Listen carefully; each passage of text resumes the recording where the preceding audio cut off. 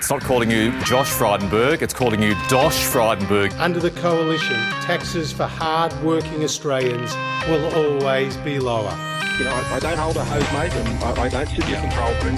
They're answers that only can come from Victoria, I'm afraid, because that's not my job. But I ain't spending any time, though, because in the meantime, every 3 months, a person is torn to pieces by a crocodile in North Queensland. Hello, listeners, and welcome once again to Hard Hats and High Vis, a coverage of all things Australian, particularly in the political world. And joining me, as usual, is Hong Kong Jack, all the way in Hong Kong. How are you, mate? Hot and sweaty, but apart from that, I'm fine. Nice and warm there today. Oh, yes.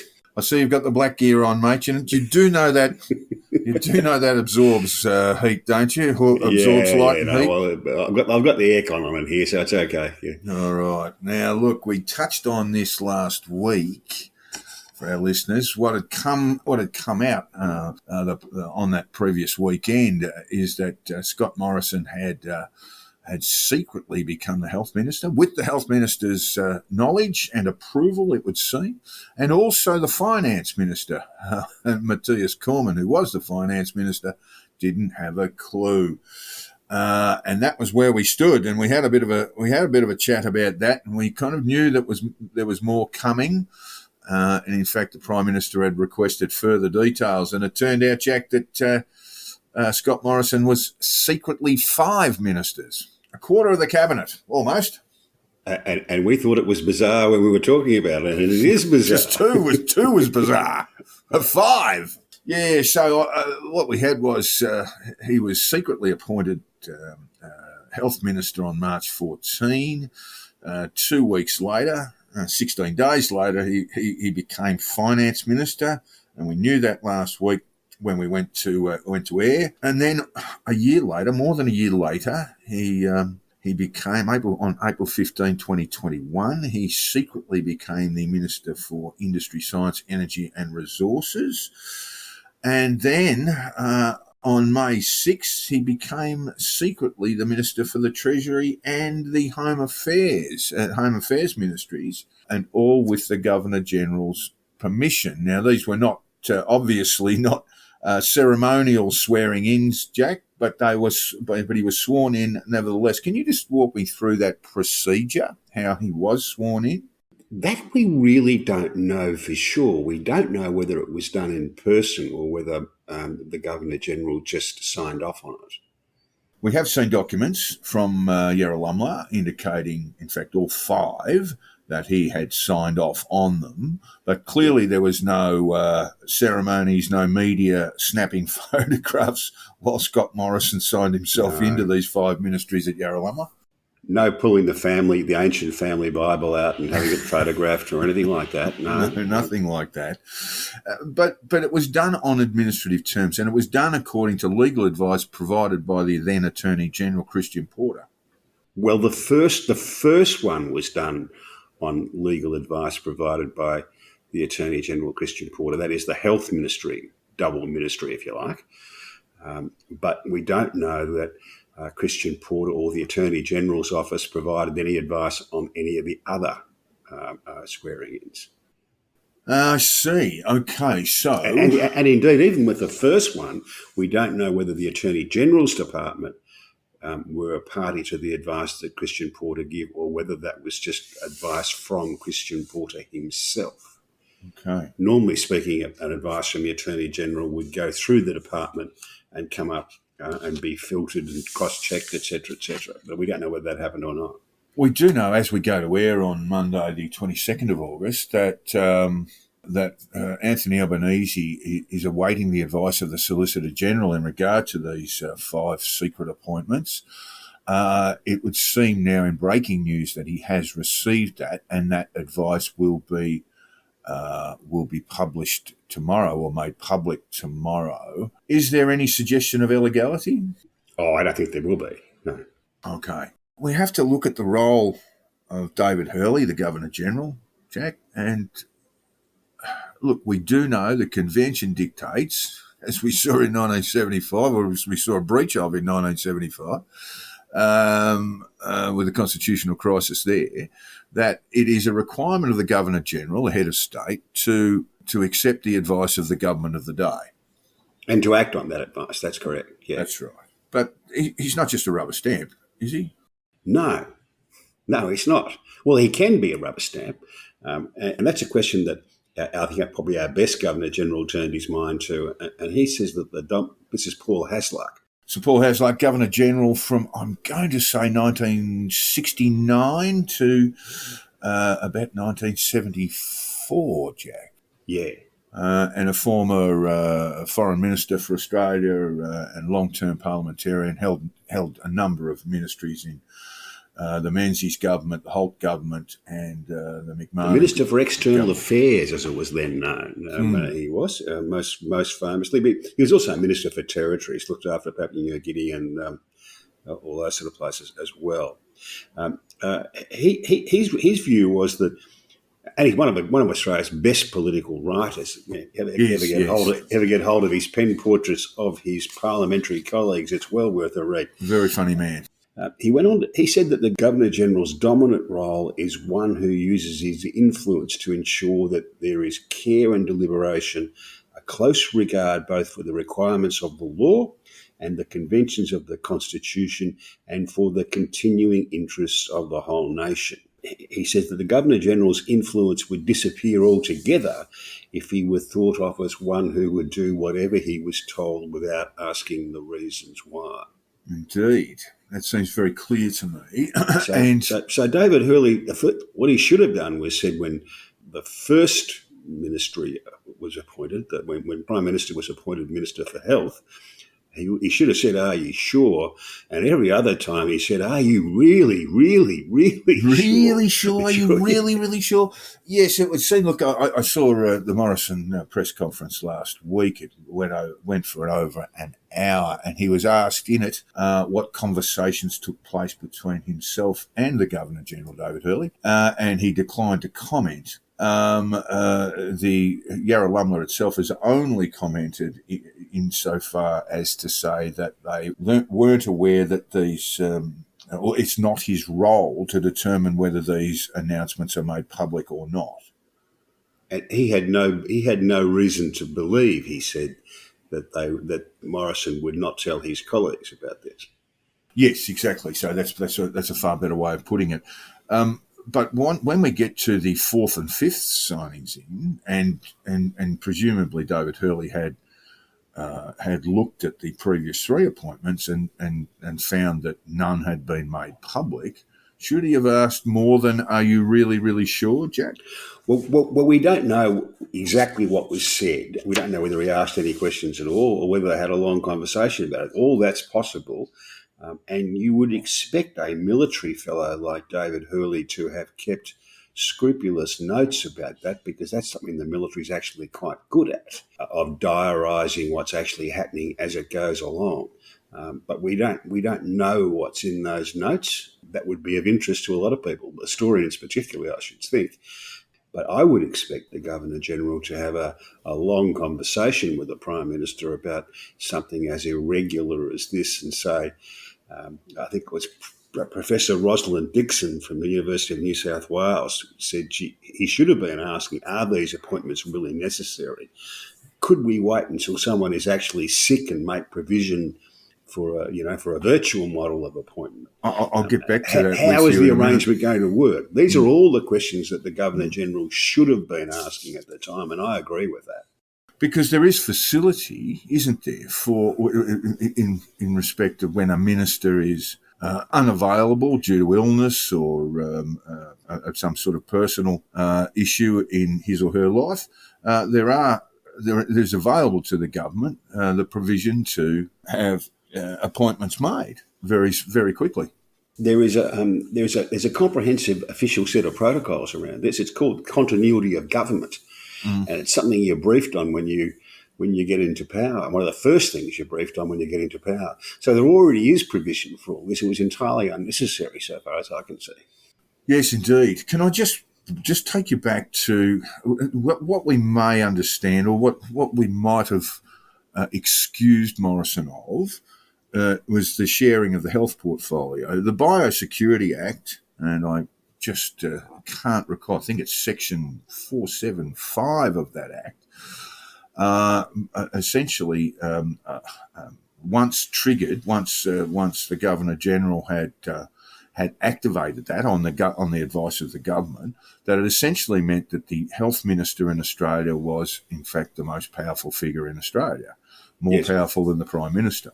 Yeah. And that when Morrison and Greg Hunt looked at Biosecurity Act, which, by the way, was shuffled through the Parliament on bipartisan support in 2015, the dying days of the Abbott government, that would have been a reasonable step for Morrison to take on the health ministry alone. I'm a little unconvinced about that, but yes, that's the most excusable thing he did. Yes. Right. Okay. But it in no way goes to cover what subsequently occurred in 2021 with the Resources Ministry, with the Treasury, Finance Minister, and the Finance Minister earlier, but and Home Affairs. I mean, these are the key portfolios in government, aren't they? Yes, and all of those ministers have discretionary powers. Discretionary powers that they can deal with, that the minister doesn't have to take back to cabinet, and that they are required to make decisions on. Some of those, of course, are actually delegated. So just about every visa decision is a decision of the minister, but they are in practice done by a public servant who has a delegation from the minister to make that decision. So, but they all have important things they have to decide. So the Treasurer gets to decide whether something complies with the Foreign Investment Board review. Yes, has complete discretion on the advice of Treasury in regard to foreign investments, and can actually override the Foreign Investment Review Board. In immigration, Jack, in Home Affairs or immigration is a significant part of the Home Affairs portfolio, might I suggest that there are some problems looming in regard to what discretion might have been provided in regard to certain cases. We looked at the Belola family, the Sri Lankan family that were ultimately granted resident status in Australia with the arrival of the new government, the Albanese government, but those things were held up, and it always came across as strange to me, because this was a potentially good news story for the government, the Morrison government, that is, but they just seemed to drag their feet with it, and they might have had a little bit of a fillip, a little bit of a bounce, had they made had it been allowed, or the minister had discretion allowed over that particular case. I don't think there's any evidence that Morrison appointing himself Home Affairs Minister had any effect on that. There may be, but it just isn't apparent yet. The whole story of the Biloela family has been a running sore for the government, and it should never have been. Now, I've had 25 years of sort of contact with the immigration ministry and having people I know working for ministers in that, from both governments over a long period of time.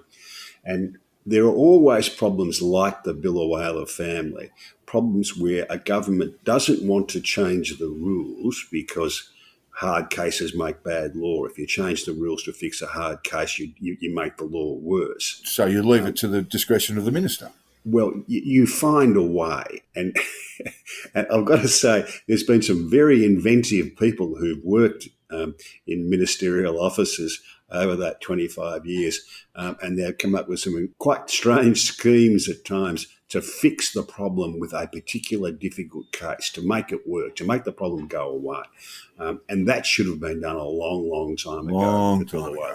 And it was suspicious to me that it wasn't. In the case of the Biloela family, I mispronounced that. That's a judgment question. It's just poor judgment. It is entirely ministerial discretion.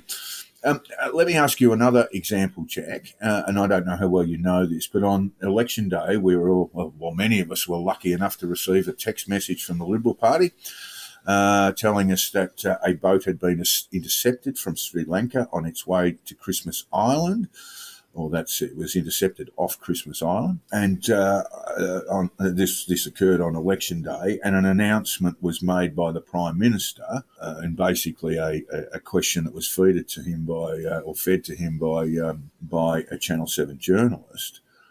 When the Department of Home Affairs had not made the announcement at that time.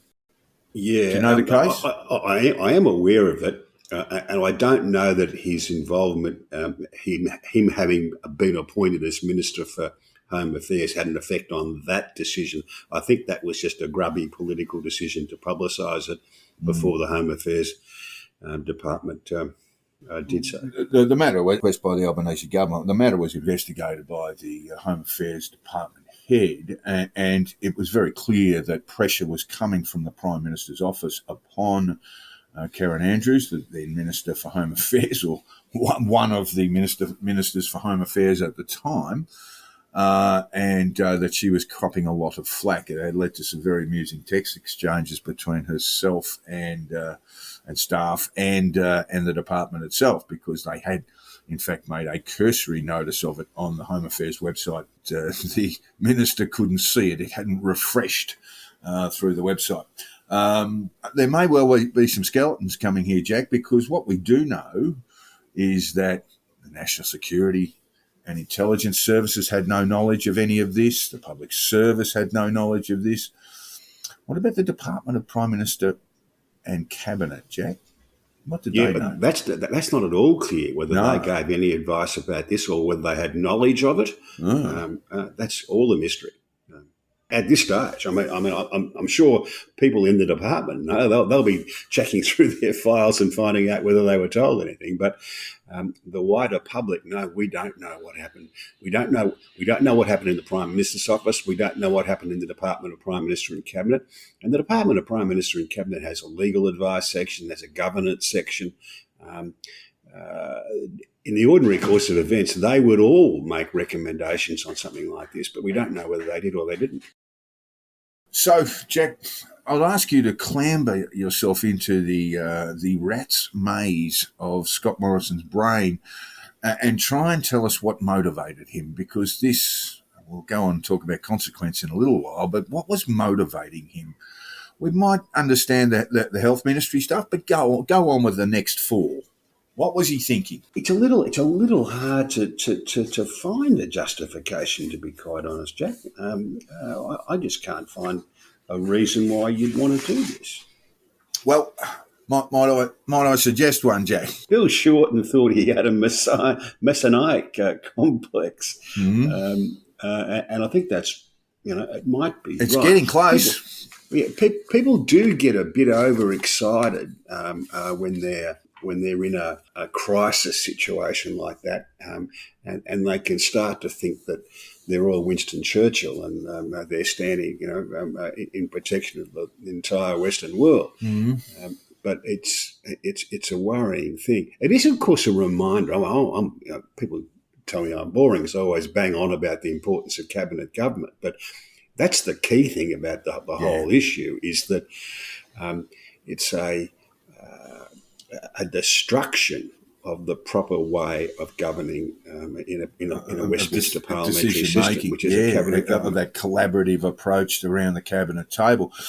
That's the lesson to take out of this for the Labor Party, for the Albanese government, isn't it? Well, they could learn that lessons from a lot of places.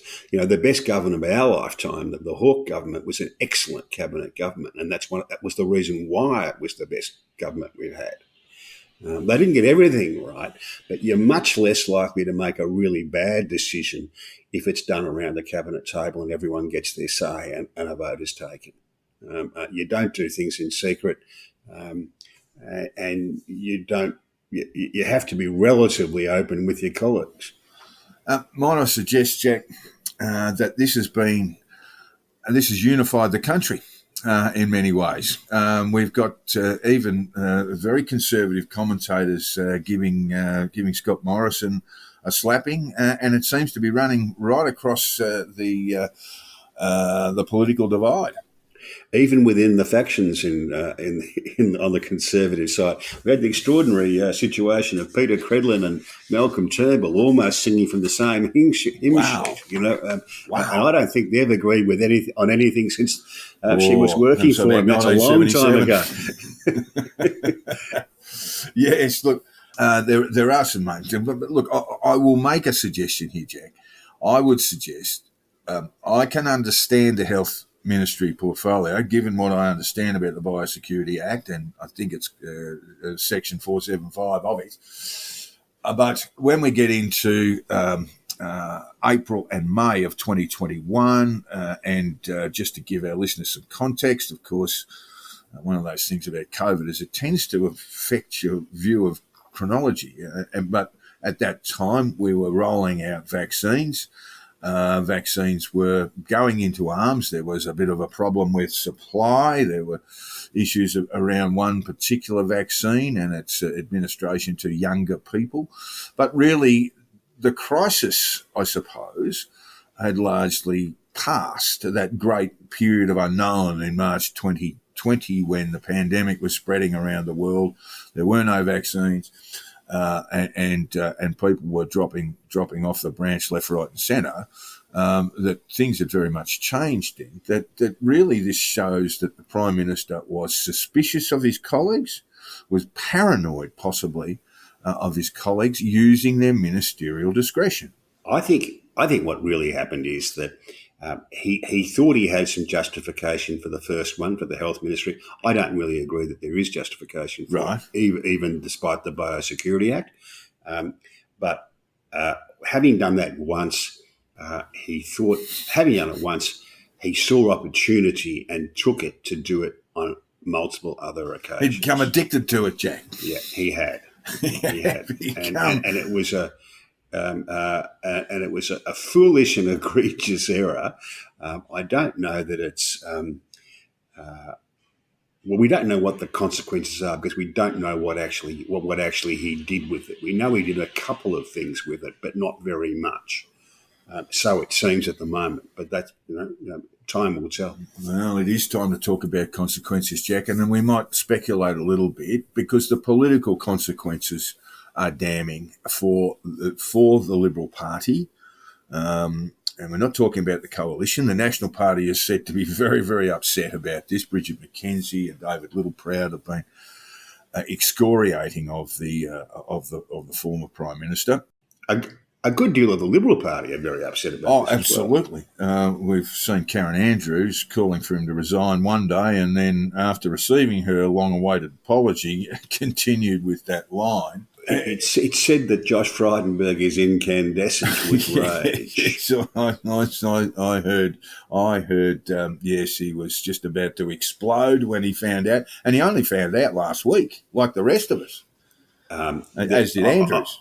I have no doubt that if this had become public knowledge at any time before the election, there would have been an immediate challenge of the Prime Minister's leadership of the Liberal Party, and he would have lost. Indeed. Now, I think that's one consequence we can sort of speculate on quite comfortably. But going forward, and we talked about this last week, the problem for the Liberal Party is they don't want a by-election in Cook. And they don't want a by-election in Cook because they probably comfortably win a by-election, but it relates to state consequences, and that the a leading candidate to take over Morrison's seat in Cook is the current Attorney General in the New South Wales State Government, Mark Speakman. And if he decided to run in Cook, then that would mean there would be a by-election in Cronulla.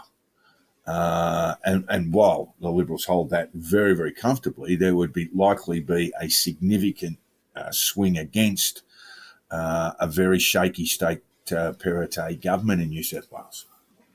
Cronulla would be losable under those circumstances, I would think. It would need about a 25% swing. I say that on the back of the beer coaster estimate. I think it was a 63-38 two-party preferred at the last election, but these things have been known to occur in state by-elections, big swings against, particularly whenever voters see a political fix coming in.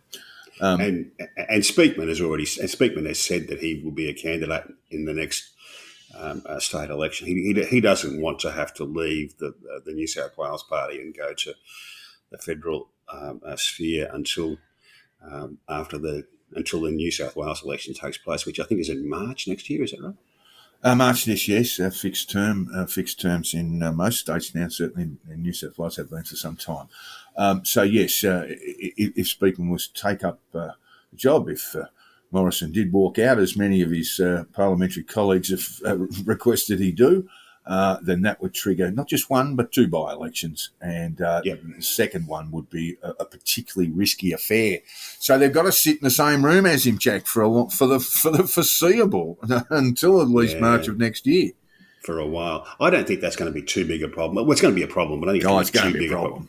Yeah. I think it's not too big a problem. I just think that the media stuff will move on. It's going to be very uncomfortable for Scott Morrison because he's going to be sitting with people who think you're the reason we're in the opposition benches. But that's going to be difficult. Well, I just want to talk to you briefly about this and possibly that messianic complex, Jack, that Shorten referred to. If we look at the history of Morrison becoming Prime Minister, he ran against Dutton.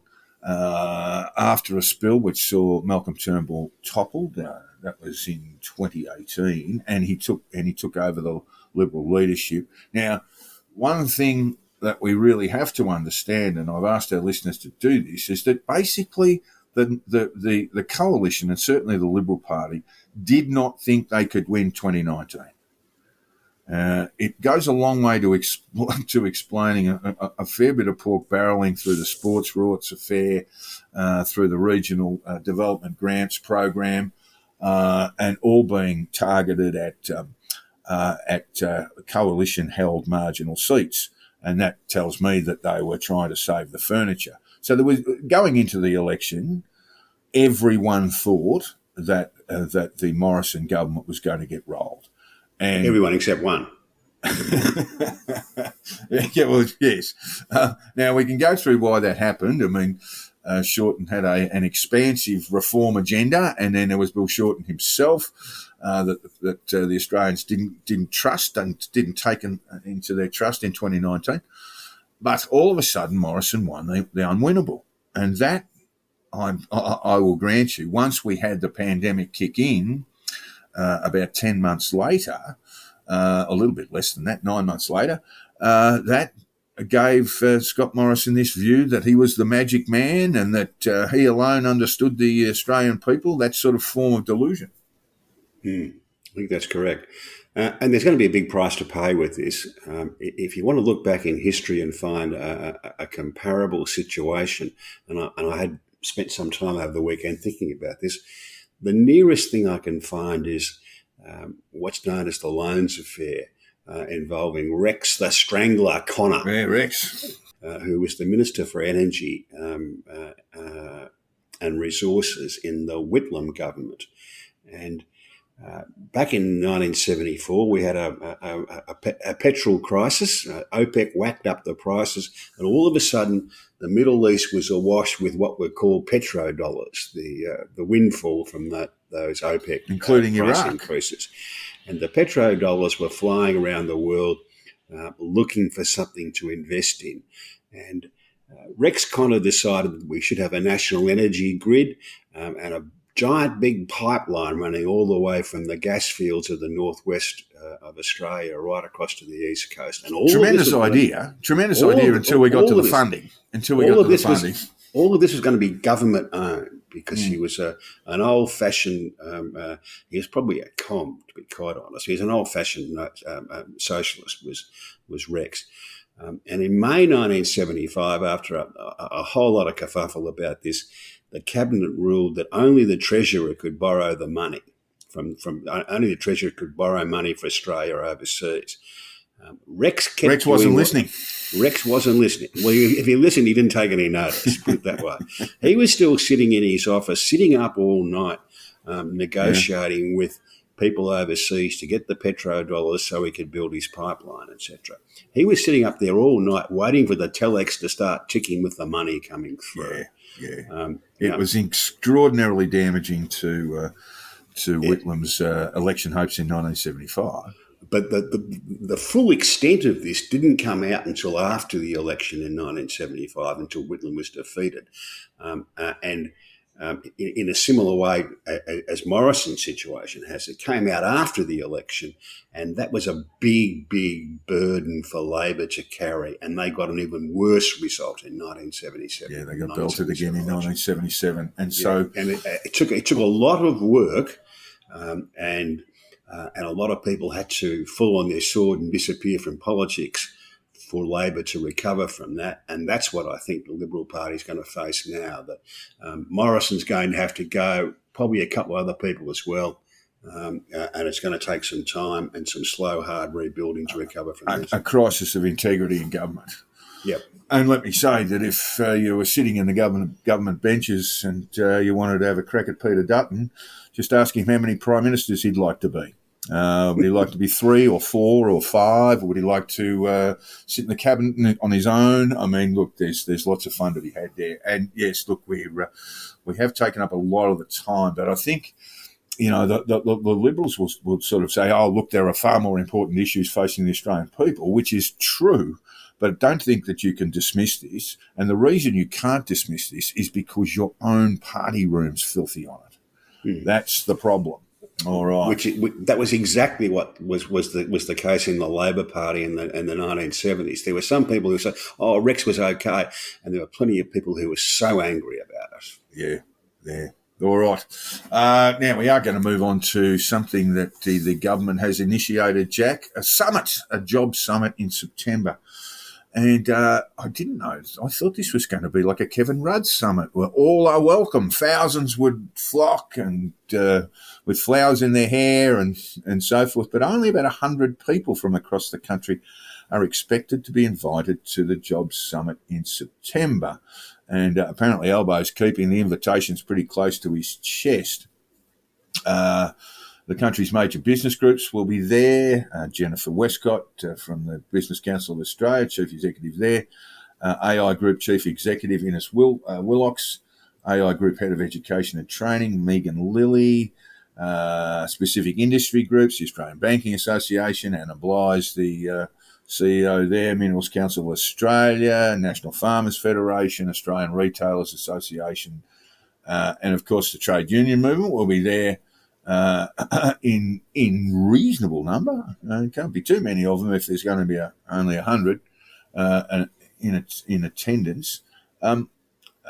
This is actually, I think we're entitled to be a little bit cynical about summits, Jack, but I think this is absolutely necessary. That we do have an unemployment rate in Australia now at 3.5%, which may as well be full employment. In fact, it's worse than full employment in that we have got a particular skills shortage around the country at the moment. Do you think the Jobs Summit might lead to some better outcomes, Jack?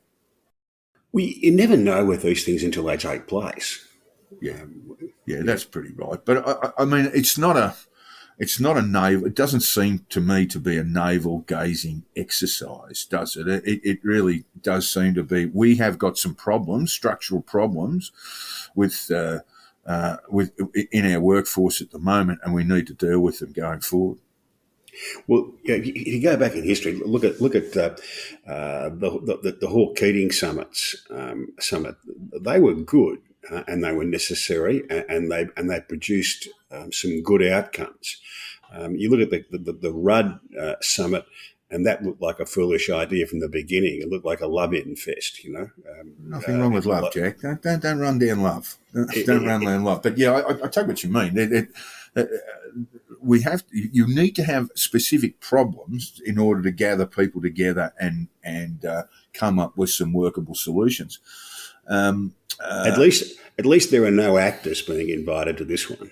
Well, I don't want to sound like we're picking on the opposition, but the National Party's going, but the Liberal Party isn't. And Peter Dutton has explained it as a sort of union fest. I mean, really, I just don't understand.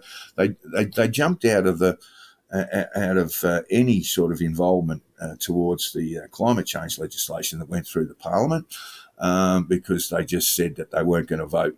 They were going to vote no from it from the outset without even looking at the bill. And now they're saying they're not going to attend the summit. Even though Angus Taylor was ready to go, and then Peter Dutton said, "No, we're not going to that." That's just silly, isn't it? Well, I agree with them voting no on the climate change legislation. Well, you can't. My point is, they haven't even looked at the bill. I mean, if you haven't even looked at the bill, you're just going to say no. I mean, that's part of the problem with the perceptions around the Liberal Party at the moment. But moving on to the summit, why would they count themselves out of that? Oh, I'd probably go. Yeah.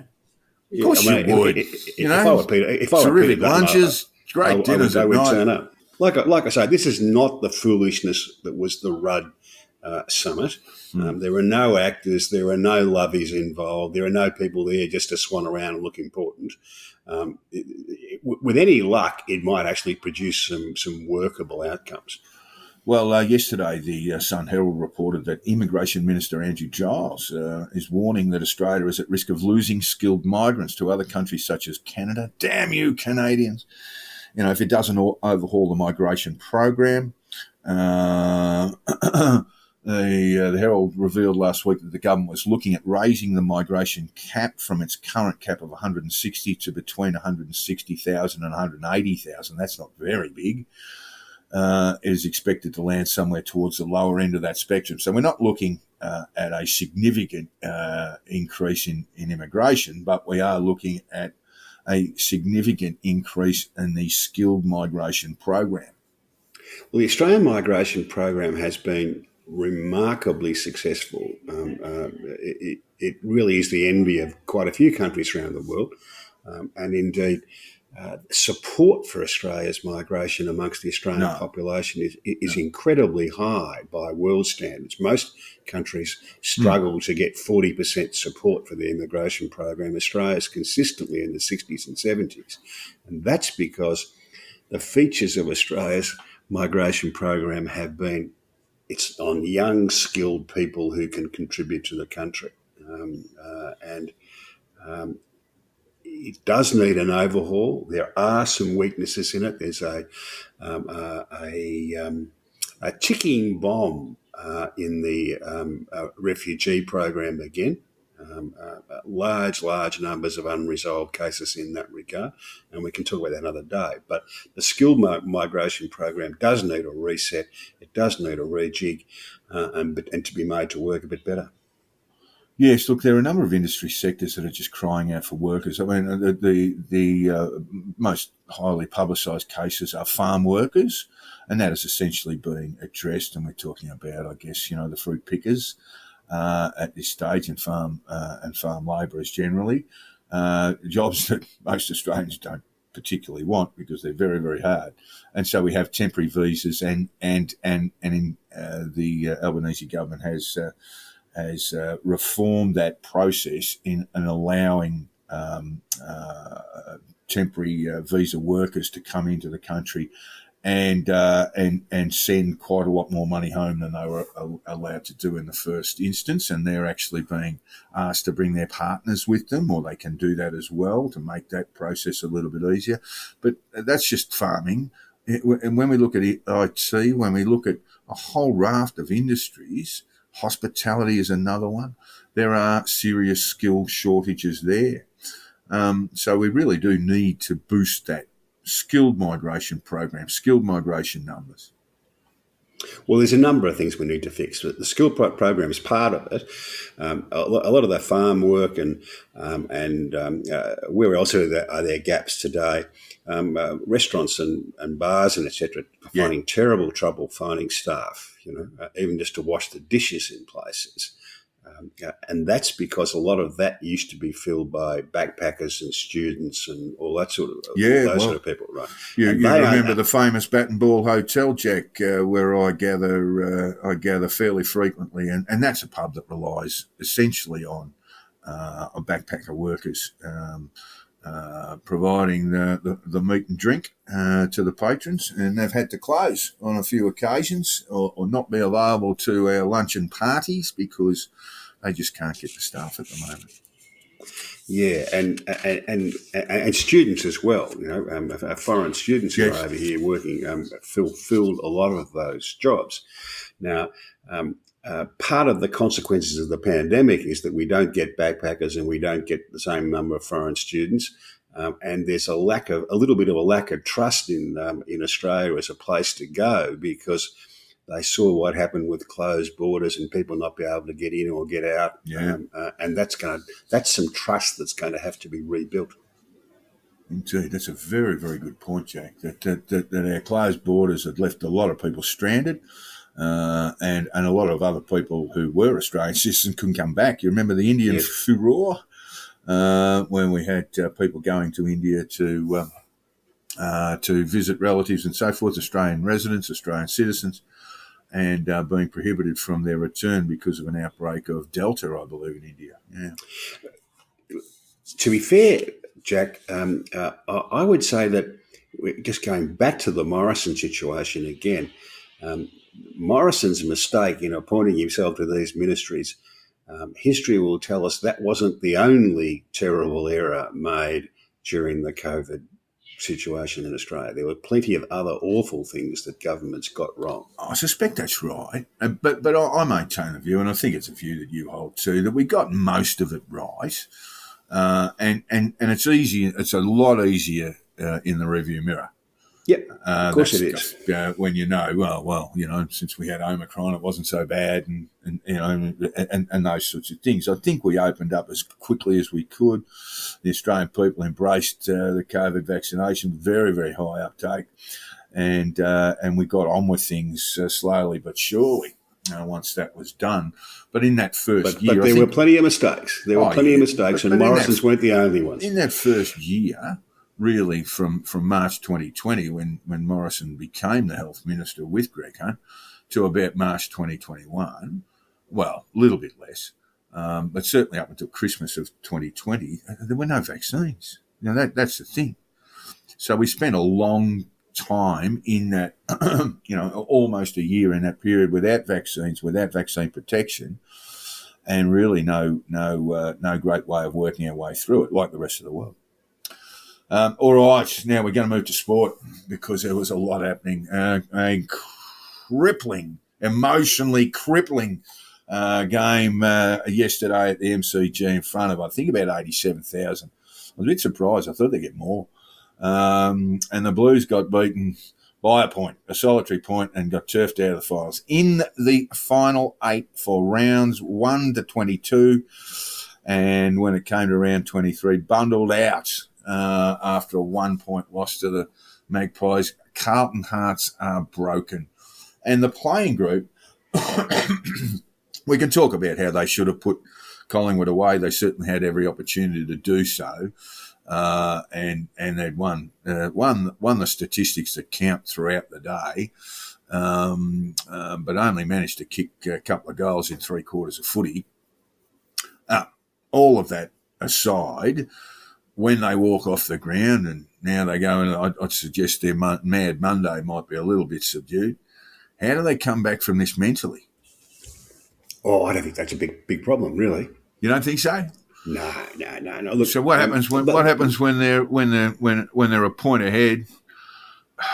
When they're a point ahead with 5 minutes to go in round 1 next year, or round 2 or round 3. Well, they're just going to have to practice what you do in a tight finish better, you know, and they're going to look back at the whole season and say, well, look, last year, what did they finish last year? 13th or something? 13th, yeah. Finished ninth. And they had 8 wins, and at no stage were they in the top 8 last year, as far as I can recall. I think about 10th might have been as high as they got. They had a poor start. I don't think they were ever in the finals, ever in the 8 at any point. So they never at no stage last year did they look like a premiership contender. This year, what they've gone from 8 wins to 12 wins. They've for a fair bit of the year, they looked like they were perhaps even a top four chance, and they've ended up as Michael Voss said, as a 7 to 10 side, which is not what we want to be. But that's a hell of a lot better than being a never were a contender 13th. So they've made a big improvement from 2021 to 2022. Yes. Not only do they have 12 wins, but I just had a quick flick through it this morning. And on that, out of that 12 wins, they had wins over Richmond, the Bulldogs, Port, and Sydney, all of which I thought were excellent wins. Yes. Well, that's just it. I mean, it could have been sort of. Could have been sort of show. I mean, had they beaten Melbourne the week before. Yeah, had they beaten Melbourne the week before and then Collingwood yesterday, they would have beaten virtually every side at least once in the final eight, with the exception of Geelong. So yeah, it could have been sort of a year for them. Have emerged. There's a lot of upside in that list. In that it really is a pretty stable list that they need to make a few additions to, but they don't need to be wholesale changes.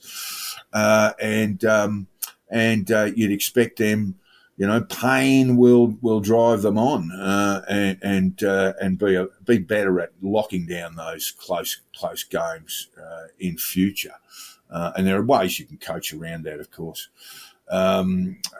Also, Jack, and I say this with gritted teeth, of course, the Pies, they're just never out of a game, are they? For all the coaching you do about how to win close games, all of the practice you do about it, where you pretend you're in that situation and you work out what you're going to do and how you should do it, and you do it over and over again to try and get it right. There's no better practice than actually doing it. And they've had, 11 or 12 close games this year and won 11 of them. I think their percentage is 106 with, 15 wins. Yeah. So they've won some very, very narrow games. And once you get a taste for it, you always think, well, we can do this. Yeah, first of all, you get the belief that you can do it. Secondly, you get your techniques right. There's a big difference between practicing this at Princess Park on a Thursday night and actually practicing it in front of 80,000 people at the MCG with everyone roaring at you. That's much better match practice than the Thursday night at Princess Park. And they've gotten very good at it. They play those last minutes very, very well. And I think we said this in our other program around the world that both sides will have benefited from that big game. It was like a final. It more or less was. Certainly was for the Blues, an elimination final. Even better than a final, because really the crowd, when the finals come around, there's all sorts of people who go to the games, right? All go to the games. That was a crowd of 87,000 people. Yeah. 1,000 people, and they were pretty much just Collingwood and Carlton people there. So the noise was enormous. Oh, well, look, Carlton have got 80,000 members. I think Collingwood have got the best part of 100.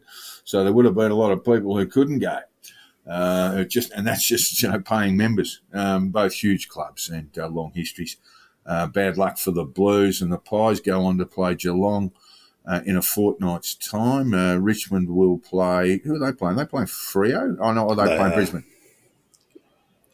Freo got the Bulldogs, and the Swans and Melbourne face off. So all good games. It was excellent football, and you've got to say both clubs come out of that yesterday as in a better position, really.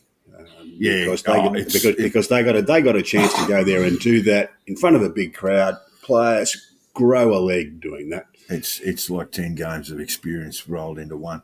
It is. Now, look, one club not going well had a shocking week. Essendon, the Essendon Footy Club. We did address a little bit of this last week.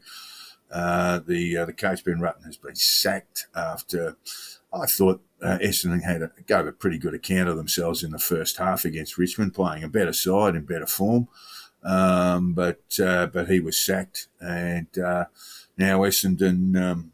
Essendon have to basically, they're trying to rebuild their football department without rebuilding their club. And that's the problem for me. In the former age journalist, footy journalist Rowan Connolly said this morning, it's time to blow the joint up and start again, Jack. Can't blow up Windy Hill. They're all out of Tullamarine now. He is of course, an Essendon tragic, Rowan Connolly. Is he? He used to catch the train across from. I think he grew up in the eastern suburbs somewhere. He used to catch the train across to Windy Hill. As soon as he was old enough to catch a train on his own. Yeah, we've all been there. We've all been there. I used to pop along to Victoria Park when Carlton played Collingwood there, and rather appalling circumstances compared to the luxury football fans have today. But yeah, that's the problem that Essendon seem to be making. They have rehired their CEO. They rehired their CEO 2 weeks before they announced an internal review. Rehired him, recontracted him for, I think, 3 years. That's Xavier Campbell. And they've got a new president now, a member who's come from within the board, and he's leading the troop. But it seems like the focus is all on the list, all on the footy management, all on the coach. Rowan Connolly's podcast partner, Robert Shaw, who was an Essendon footballer and coached Adelaide as well. Coached Adelaide, yeah. Yeah. He got it right last week when he said you actually need 5 key appointments to get right, to fix this. You've got to have the president, the CEO, the list manager, the football manager, and the coach, all on board the same boat together. I'd suggest a North Melbourne signing of Hawthorn Premiership coach, multiple Premiership coach Alistair Clarkson is a good move, but they've still got some work to do there, Jack. If we think about those 5 appointments, I'd suggest that the CEO of the club, who didn't seem to know a lot about the hiring of the coach, might just be given his marching orders at some point over the next couple of weeks. He might be looking for something new to do. I've got to say, I don't think Sheeds is helping the situation much out at Essendon. Well, neither is Matthew Lloyd. And nor is Matthew Lloyd. That's true. And this is the problem with clubs who have been big and successful, is that you get all of these former greats of the club who put their oar in and can make an ordinary situation a bit worse. Sheeds never really trusted the admin of the club, and for good reason, because some of them were trying to get him out from the moment he walked. Oh yeah, it didn't take long, did it? He survived about 20 years as coach. He did by just keeping those people at bay. He did. He used to have a strange thing he did. My boss in the 84, 85 sort of era liked to go. He was a senior partner in the law firm. He liked to take me for lunch round to the cafe at the Hilton Hotel there near the MCG, and a nice cafe. You get an excellent club sandwich. And Sheeds was nearly always in there because he used that cafe as his office. And he'd only go out to Windy Hill for training. And the reason he used that for his office was because he could talk to people without the admin knowing who the hell he was talking to and what he was talking about. So he survived with a distrust. But, of course, that method doesn't work these days when you've got all full-time people working for you as players. So now you've actually got to get all 5 of those positions right. You can't just do it on your own. Fair enough. Now, over the NRL, Jack, if you'd watched any of the games, there were a couple of close ones. Panthers beat Rabbitohs by 4 and Knights v Raiders was 22-28. And I think also... the Raiders come away with a narrow win, but the rest of them were absolute beltings, Jack. The Roosters beat the Tigers 72-6. Sharks beat the Eagles 46. Cowboys beat the Warriors 48-4. Storm beat the Broncos 60-12. And the Eels beat the Bulldogs 42-6. That tells me the season's too long and there is a great disparity between the top 8 and the bottom 8. Well, It looks a bit like some of the teams who put the cue in the rack a bit early. 72-6. Barely enough time in the 80 minutes to score that many points, Jack. Yeah. Roosters are coming good at the right end. And I tell you what, if you turn up against a Storm and you're not ready to go, you will get smashed. Eels turning into a bit of form. Warriors was a bit of a shock. I mean, the Cowboys are very good. And that narrow victory where the Panthers beat the Rabbitohs, that's a sign that those are two very good side. Panthers have been the best side in the NRL all season and very strong favourites to win the premiership again. In the cricket, Jack, I just wanted to say I watched my very first game of the 100, which is the county cricket's answer to the Big Bash. The 100 is 100 balls of cricket, 20 overs of 5 ball per over is played. And I watched, I think it was the Southern something or others, Vince was their captain, up against the Manchester, can't remember what they called themselves, either very silly names, and that's Josh Butler was the captain of that side. Butler came out and spanked the ball to all parts, and along came the West Indian. I'm just trying to think of his name, and he belted the ball all around too. So they got a very big score in their 100 balls. I think it was about 180, 190. Yeah, and along came the other side, and it was very clear from probably about over 4, they lost a couple of quick wickets, that they were never going to get the runs. And it just was boring to watch, I got to tell you. Now, I reckon this is the problem with a lot of T20 stuff. If there you have a one-sided first innings, the second innings virtually unwatchable. Yeah, well, my mates and I tend to watch a bit of the T20 when it's on here over the Aussie summer. You know, if we're just gathering for an early January a beverage of an evening, we'll flip it on the pub telly. But no one watches it unless there's a good run chase, and then we only watch the last 5 or 6 overs. And then, yeah, it's got to say it's a bit of wallpaper, particularly when you do get those uneven contests where the side either makes a big score that's going to be very difficult to chase down, or indeed they get blown away for a fairly small total. It makes the second innings pretty boring to watch.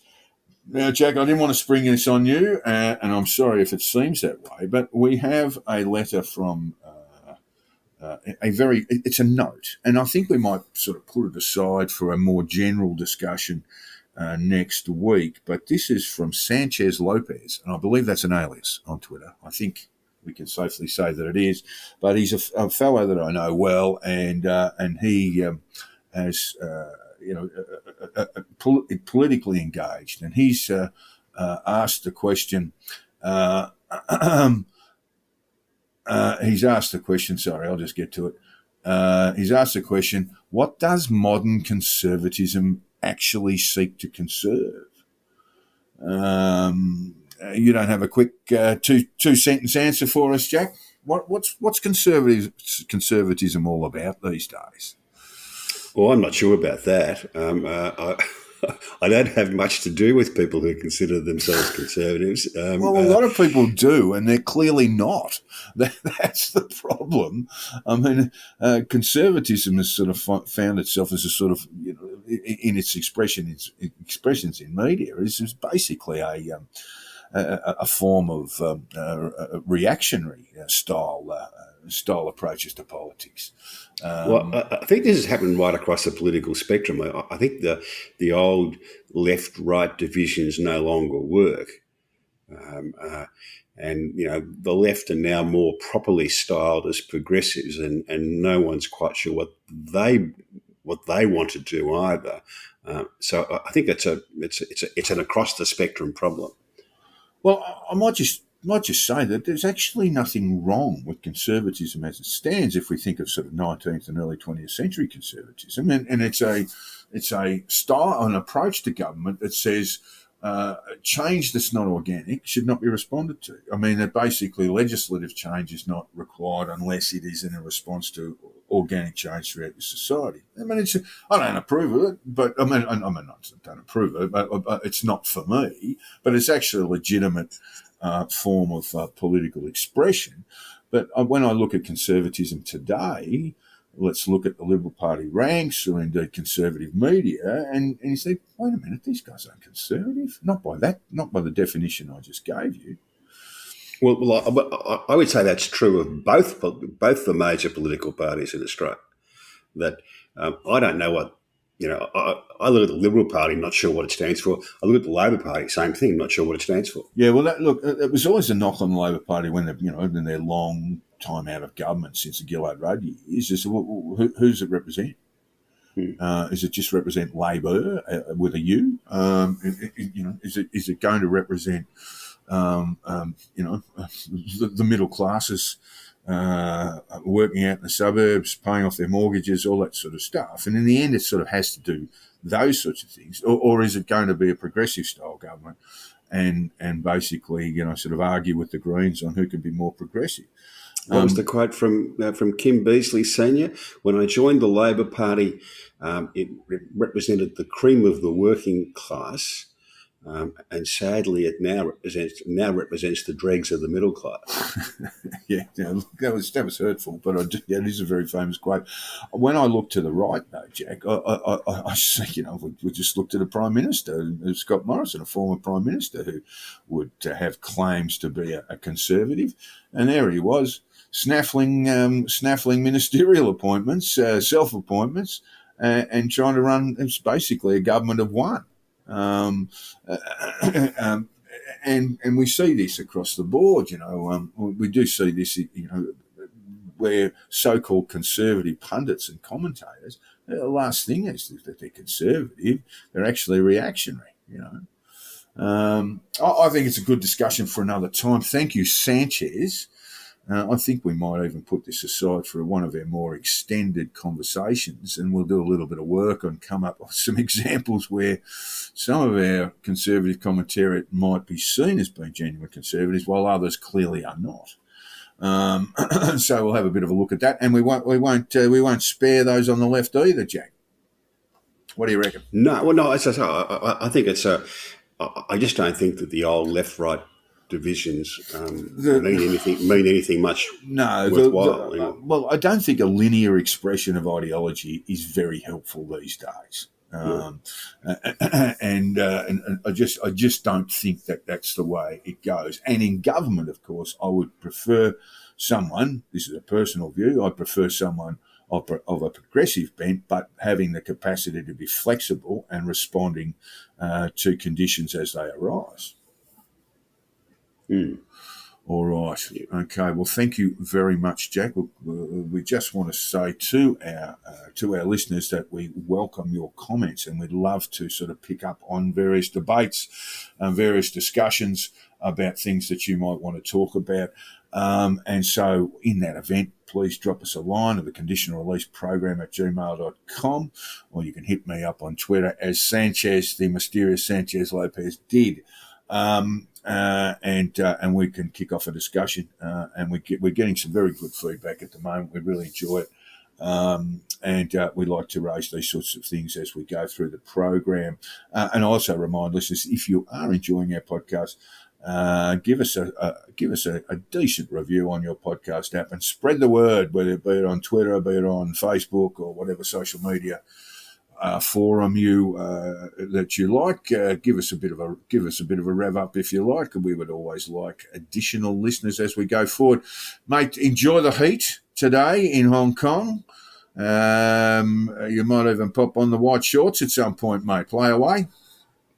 Look, I'll get some exercise later in the day. I'll raise a very decent sweat, I can tell you, a large chap like me.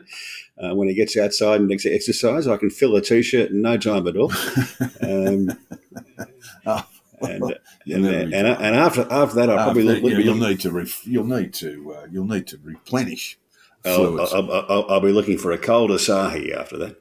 Excellent work, mate. Well done. Thank you very much for you coming along, and thank you, listeners, and we'll see you next time. Cheers, mate.